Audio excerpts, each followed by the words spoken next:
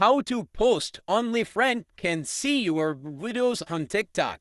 So hello guys, in this tutorial video I will tell you how you guys can post that to see only your friends on TikTok. The method was same on Android, iPhone, and Samsung. So for that, we will simply go to TikTok app in our mobile.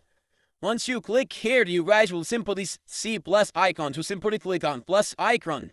Once you click on plus icon, you guys will simply go to gallery. Here select the video that you want to upload. So I will simply click on that video. Now select your post.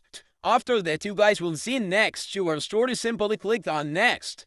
Once you click on next, you guys will see everyone can view this post. So simply click here.